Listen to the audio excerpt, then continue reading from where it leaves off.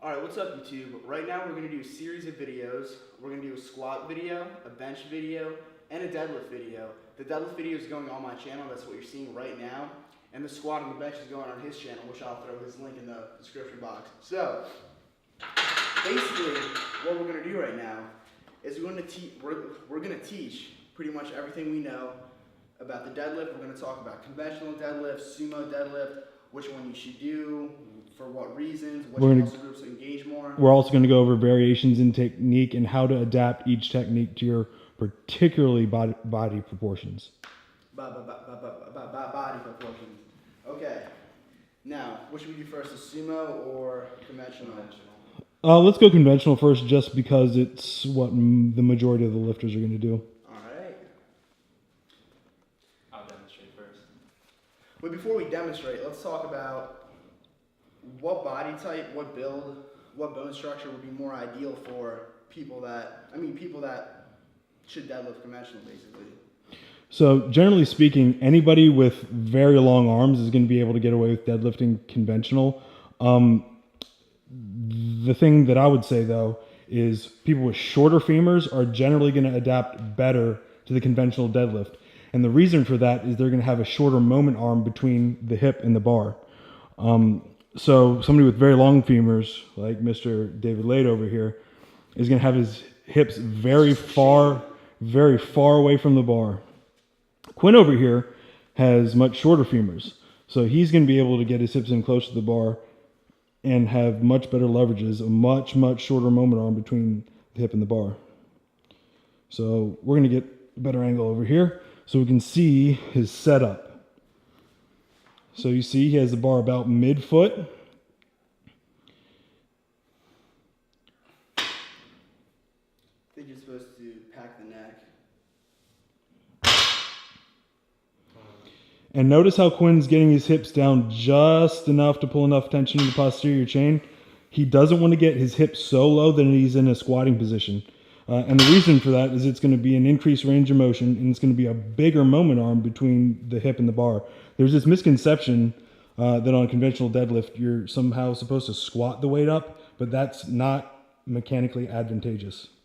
For me, like Elliot said, if you have extremely long arms, you'd be probably better off doing conventional, but there's a big but in there. If you have extremely long femurs combined with that, it's going to cancel out the benefits of having a long orangutan arm. Yeah, I mean, you'll have certain people who, a good example of this is Vince Urbank. He has very long femurs, a short torso, and he deadlifts conventional, but he has a freakishly strong back. I mean, he has monster erectors.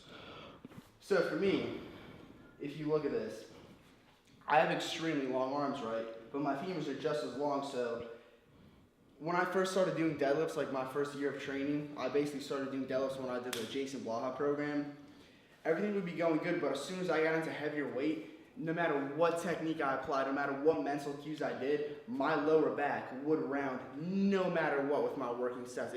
There was nothing I could do about it. Even now, anything over like 405, my back's gonna round. So. And it's important to note that on conventional deadlift, some thoracic spine rounding is okay because it's following the natural curvature of the spine. But if you have too much flexion while you're deadlifting, it's actually robbing you of power transfer. So that's something to keep in mind. You'll see some lifters who deadlift with an intentionally rounded thoracic spine, and that's okay. But if you're having a lot of flexion, like if you start with a flat back and it's starting to bow throughout the lift, there is some degree of danger there, but the majority of the loss is going to come in the form of strength. So, this is my conventional setup, right? This is how 135 looks. I can make this look absolutely flawless and beautiful. So, let's see. Bar over midfoot, everything tight. Up like that. But, if I slab on a few more plates, this is how my deadlift's going to look no matter what I do. I'm going to start here, I'm going to pull, and before the bar leaves the ground, my lower back's going to round. And it's going to come up like that. And it's important to note, if you'll set up again really quick, how much higher his hips are relative to his shoulders than Quinn's are. And the reason for that is because of his femur length. Yeah, so ever since I switched to sumo, my back rounding issue just completely went away and my strength has shot up, like my deadlift poundage. So yeah, I'm a lot more built to deadlift sumo. So basically, people with short humors and long arms typically are going to be better off conventional. And let's actually go over two things with conventional, two basic differences of a narrow stance, narrow grip conventional, and a wider stance conventional. So if Quinn sets up, he has his feet even a little more together than that. Yeah. Yeah, so you'll see a lot of lifters who have a very, very strong posterior chain, and particularly very strong erectors, who will set up with a very narrow stance in order to get a whole lot of quad drive off the floor. And because of their erector strength, they have no problem locking deadlifts out. Yeah, so usually a narrow stance, that's a lot of you can pretty much tear the weight off the floor. Yeah, so people deadlift like this generally don't have a problem keeping their back tight, and they don't have any problem with erector strength and back extension. But if you do try deadlifting like that and you notice that, wow, why can't I lock anything out? Wow, why am I hitching like the bar so bad? That's probably means you shouldn't do that. And it's important to note that the narrower your stance is unconventional, the further away from the bar your hips are going to be. Now, if Quinn widens his stance out a little bit, Let's say like right here. yeah, widens his stance out, and his grip is wider, this is going to make the lift more posterior chain dominant, and you're going to get less quad drive out of this. The advantage to this, though, is for people who might have an easy time off the floor but hard time at lockout. They might want to switch to a bit wider of a stance, because this is going to let you pull a whole lot more tension into your posterior chain. All right, so let's talk about the general mental cues for the conventional deadlift. So you start off, find your stance, judging by your muscle dominances. If you have a scary, ferocious, like posterior chain, you can do a closed stance. So you can get lots of quad drive, tear the weight off the floor. You're not going to have issues locking out. If it's vice versa, you should probably widen your stance more. So whatever stance you decide to come across or whatever stance you do, start off with the bar over midfoot. Now I'm going to talk about like grip real quick. Yeah. Doing double overhand, here's what happens. The bar is just going to roll away. Once you put heavy weight, it's just going to roll away. There's nothing you can do about it. Same thing underhand, it's going to roll away. But if you have one hand over and one hand under, this hand's spinning it in this direction, this one in this direction, so boom, the bar's locked. Throw some chalk in your hands, boom, you're good. You can pretty much hold on to any way you can. So, bar over midfoot. Oh, another thing I want to talk about. Some people start the deadlift with their hips too low because they have the idea that they want to squat the weight up, like you said. So what happens, what that looks like essentially is like this. Hips are all the way down here, and when the weight gets heavy, what happens is they'll begin the pull, they'll start the pull, the bar doesn't come off yet. Keep in mind, this all happens like in under a second. They pull, first hips shoot up, and then the bar leaves the floor. Now that's not good form, and one of the main issues with that, besides injury, is that you're losing a lot of power with that. And one more thing I want to go over with the conventional deadlift, and this is even more of an issue on sumo, but the issue of foot reversion. So if David lines up, gets ready for the deadlift, and say his feet are absolutely straight forward, they're not toed out at all. Now he's going to get a lot of quad drive. He can still activate the hamstrings, but he's not going to be able to externally rotate his hips much at all. And what this is going to do is it's going to be much harder for him to clear his knees. And because he has long femurs, it's going to make the lift more difficult.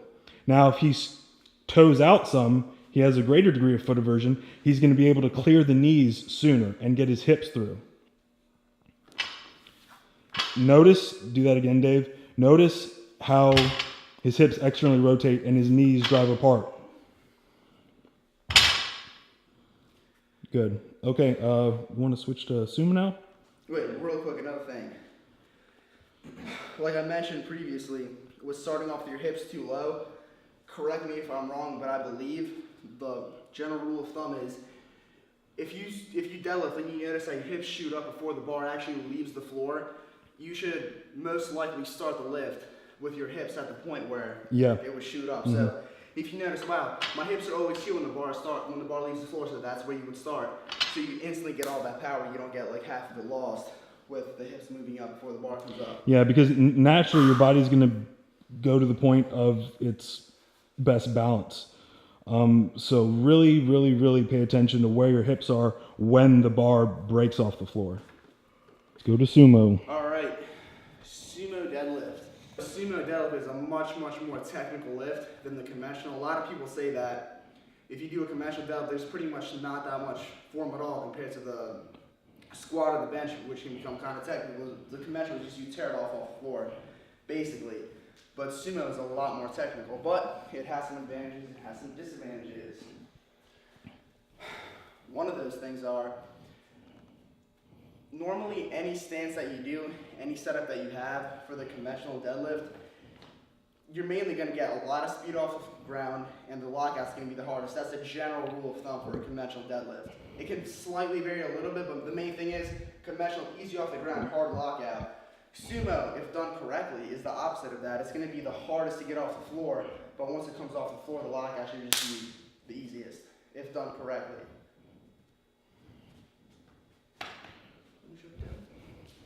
Sumo? Yeah. All right.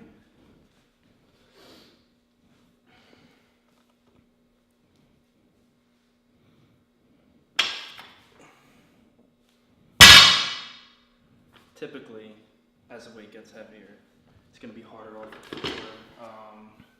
What else is there to say? And notice because of Quinn's proportions, he has a longer torso and shorter femurs. He's actually going to get close to a squat position. His hips aren't quite going to be in the position where he'd be, in a parallel squat, but they're very close. And this is going to help Quinn reduce a whole lot of torso lean. Now, before we actually talk about the mechanics of the deadlift, of the sumo deadlift, I want to talk about straps. Now, one of the benefits of using straps is that you can have both of your hands double overhand, which in the beginning of the lift, when you're doing a setup, that makes you get in a better position. You're more upright. It's pretty drastic on the sumo deadlift, not as much on the conventional, but for sumo, it significantly helps. Yeah, because the hand of the supinated elbow, it's going to be pressing against the inside of the thigh. So that's immediately going to increase the amount of torso lean that you have in the sumo deadlift. So yeah, double overhand, you can immediately get more upright, just overall better position, and like under over. It's just going to be harder in general. Now, if you're a man, you got some balls, and you want to do hook grip, if you don't care about losing nerve damage in your thumbs, by all means do hook grip. You're basically using your thumbs as strap. You got to be a savage for that. Oh, yeah. I don't know if I'm going to commit yet. But yeah. Cut off your nerve endings. Now, the general rule of thumb for the sumo deadlift is when you're in the setup position, and what I mean by the setup position is pretty much everything ready right before you're about to pull, how you're standing, how your body is before the lift actually starts. The general rule of thumb is, in your setup, you want your shins to be perpendicular to the floor, which essentially gives you the most amount of power that you can exert, because if you're like punching a wall, you want to punch it straight on, you don't want to punch it at an angle. So yeah, but if you're a lot more posterior chain dominant, you could afford to go much wider, because the wider that you go, the less quad drive you're going to get off the ground. But if you have a scary posterior chain, it doesn't matter. Yeah, so you'll see some relatively shorter lifters like Dan Green who do have a very wide sumo stance where their toes are touching the plates. They're actually getting almost no quad drive. There's still a little because there is some knee extension there, but they're really concentrating on spreading the floor. So mechanically, it's not going to feel like you're really pressing off the floor. It's literally feeling like you're spreading the floor, like you're doing a split. When I first started doing sumo deadlifts, I'm not even kidding. Yeah, he essentially what's called, and there are some lifters generally with very, very long arms who do a squat sumo stance. So their feet are just going to be essentially right next to their arms. Now, this can be helpful if you're somebody who has a sumo stance where you have a really, really short torso and really long arms. But for the majority of people, that's really going to negate a lot of the advantages to the sumo when you're increasing your range of motion like that. Yeah, so the issue I had when I started the stance is, keep in mind, the closer your stance, the more quad drive you had. And since I have really long legs, this is a ridiculously close stance for me personally. I was able to absolutely dismantle any weight that I wanted off the floor. I could literally put anything I want off the bar.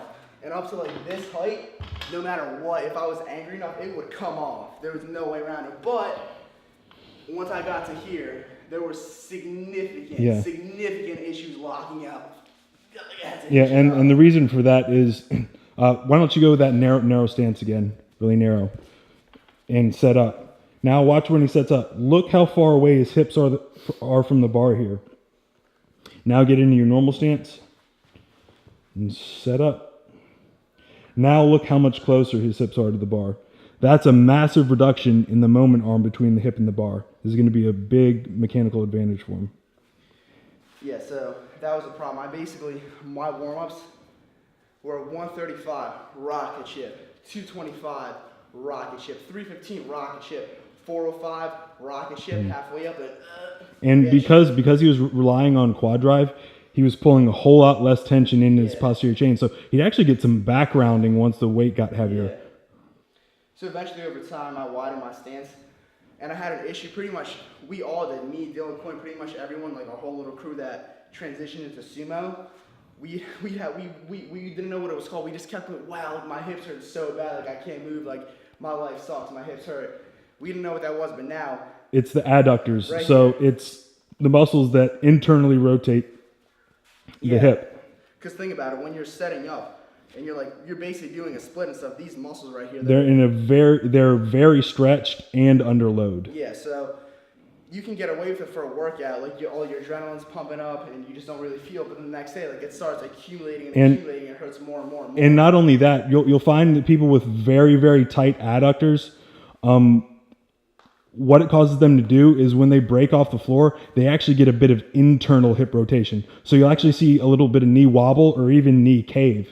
Yeah. And that's usually a result of either not having enough foot aversion or having very, very, very tight adductors.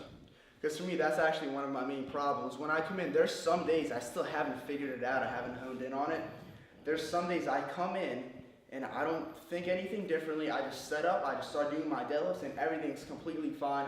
My form looks clean, my hips externally rotate, the weight feels light, everything's great. And there's other days I'll come in, I'll feel super good, amped up, lots of sleep, lots of carrots, feeling really good. And for some reason, my deadlift just doesn't feel the same. It feels wrong, and basically, it's because some days my hips internally rotate, and some days they externally rotate, and that, a lot of it depends on pain I have in here. So if I have slight bits of pain in my hip adductors, it's going to subconsciously make me want to cave in, and I do cave in, and that ruins the lift completely. I mean, it doesn't ruin it, but it ruins the lift. I'll take that back. It does ruin it. So having internally rotated hips, this is what it looks like. It's probably better, like slightly like on that angle. Yeah. Here's what it looks like. So you have here, and you're about to, you do the pull, right? And right before you lift it off the ground, the knees slightly close in. So I'm going to try to do it right now. That's what it would look like. So you're essentially getting the same knee action that you might get on a squat, and that's what you don't want. Because at this point, you're not trying to drive your hips out of the hole because they're already above parallel. You're trying to load your glutes and your hammies as much as possible. And one of the primary functions of the glute is to externally rotate the hip. Mm-hmm. So when you're internally rotating the hip, you're robbing your glutes of tension, and we do not want that off the floor. What I just did, that was a lot more exaggerated than what it normally is. But normally it's extremely subtle. It's something just like this. It's just you'll see it as like just a little bit of knee wobble. It'll look like just a slight bit of knee wobble. Yeah, if you go look at my old video, it's called like tossing around 600 pounds. Pretty much all my sumos in there, internally rotated hips. And what that happens is you could load the posterior chain, your rectors, your back, your glutes, your hamstrings. You could load and make it as tight as you want. But the second you close in, you lose all that tightness, and that causes your backs around, and it changes the lift completely. But if they externally rotate, the posterior chain stays tight, and the lift's just way better, way more efficient. So and it starts, your hips are close to the bar throughout the entire lift. So how it's supposed to look like is either the hips, either this right here, the knee either doesn't move at all or slightly opens up. So I'm gonna try to do it correctly. Is that right? Mm-hmm. Yeah. That's what it's supposed to look like. So, yeah. I need to work on this. If you're having like pain right here, you don't know what it is, or you're having like general mobility issues on the sumo deadlift, definitely stretch these out. I'm actually gonna get Ellie recommend that I get voodoo bands. So Yeah, so Dave tends to get after, particularly when he's had a deadlift day with a lot of volume, he'll get some adhesions in his adductors. So voodoo bands or any you can even get one of those like bike inner tubes and wrap it around wherever the adhesion is, and just extend and contract the muscle through the band, and it'll really help get blood flow in there and break up some of your adhesions. And it's a really good tool to warm up with, and which is why Dave is getting some. yeah, so me and Quinn right now, we're both having issues in the sumo deadlift where we're having internally rotating hip issues with the deadlift, and I just want to be able to be more consistent, because there's some days where I come in, I literally don't know what it is. My hips just close in, I can't figure it out. It's going to take like just more practice, more knowledge, more experience for me to be able to find out what variable or variables it is that's causing me to do that.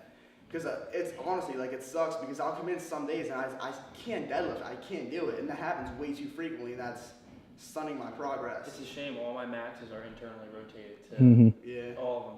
I've watched all the videos. Like I'm losing so much power out of my deadlift.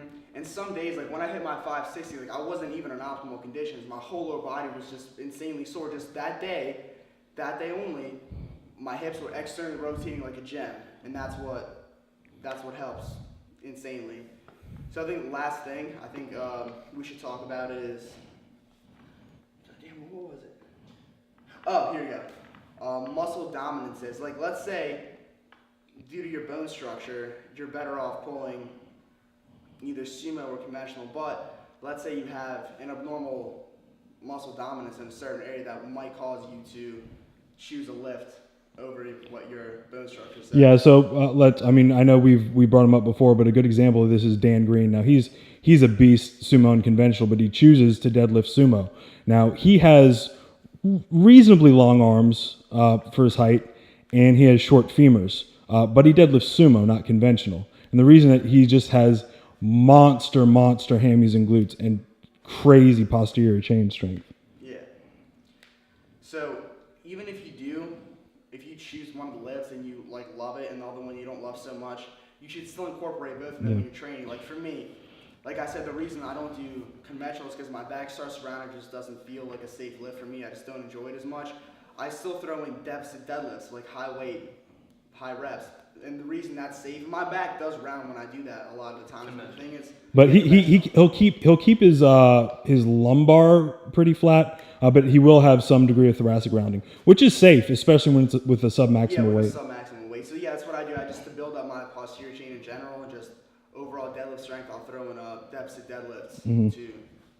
So like I have 2 pull days a week. One of them will be regular deadlifts with a specific rep range, and then the other day would be, let's say, block deadlifts and then deficit deadlifts. And I guess we'll finish up with saying that, test them both out. Don't say, oh, well, I have very long femurs and a short torso, therefore I have to deadlift sumo, or I have long arms and short femurs and a long torso, so I should go conventional.